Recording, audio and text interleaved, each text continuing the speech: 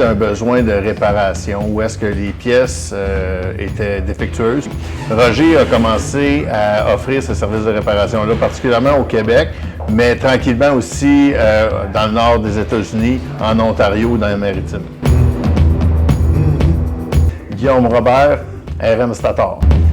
Aujourd'hui, on est beaucoup plus dans la distribution de ces mêmes pièces, des stators, mais aussi une gamme variée de pièces électriques, comme des régulateurs, des boîtes électroniques, des clés. Bien, initialement, ça a toujours été un service qui était vendu à distance. Donc, on a fait rapidement affaire avec Post Canada, mais aussi USPS, le service de poste américain. Le marché niche, à l'origine, c'était, puis encore au Canada, c'est le marché Québec-Ontario, mais il demeure qu'on est présent à l'ensemble du pays. Et aux États-Unis, bien, c'est sûr qu'étant basé dans l'Est, on est extrêmement fort sur la côte Est. Mais progressivement, on va dans les États du centre. Mais actuellement, aux États-Unis, on a dû faire des grands changements avec l'avènement des nouvelles taxes à l'importation parce que bien évidemment, nos produits sont produits en Asie. On a dû changer et adapter notre modèle d'affaires parce qu'à l'origine, on transférait nos biens sans taxes aux États-Unis. Avec l'avènement des taxes, nos pièces sont frappées d'un niveau de taxe de l'ordre de 25 %. Donc, ça rendait nos pièces vraiment non concurrentielles. On a utilisé cette situation-là pour changer notre modèle d'affaires avec nos distributeurs, où est-ce qu'on leur offre de leur acheminer les produits directement à leurs clients même. Donc, on appelle ça le concept de dropship, où est-ce que, c'est ça, dans le fond, dès que la commande est faite, ça rentre dans notre réseau, puis nous, on s'assure que dans un délai de moins de 24 heures, la pièce est expédiée au client.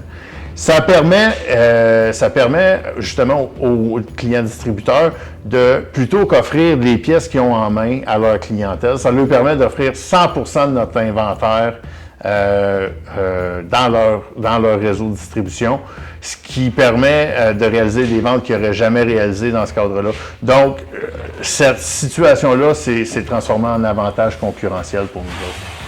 On assurait la couverture de l'Europe avec nos sites web ou encore avec eBay ou Amazon. Mais aujourd'hui, on a développé un grand réseau de distribution en Europe où est-ce qu'on est couvert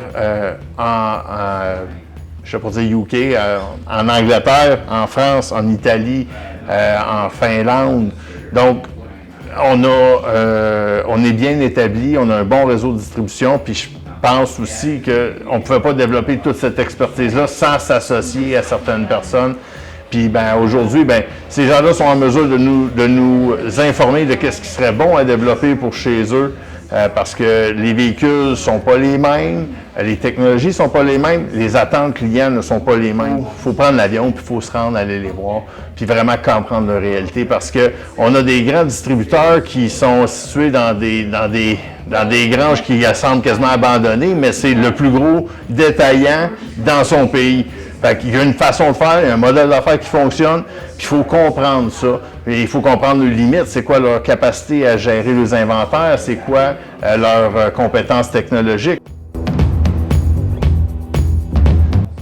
D'identifier les bons marchés pour pouvoir être présent puis être représenté de façon efficace pour pouvoir faire rayonner vraiment notre marque. Parce qu'on serait capable d'aller dans des marchés où est-ce que c'est les petits véhicules à petit CC, c'est pas notre force. Ben ouais, le Power and Power Sports. C'est sûr qu'il faut être entouré de personnes connaissantes. C'est sûr qu'on fait affaire avec des courtiers depuis longtemps. On est accompagné de bons transporteurs qui ont un knowledge, un savoir. On a travaillé un peu avec certains spécialistes de CQI, dont Daniel, qui nous a aidés à l'origine, tout le volet des codes HS. Donc, c'est des éléments, c'est des ressources qui nous sont disponibles, puis il faut en tirer parti.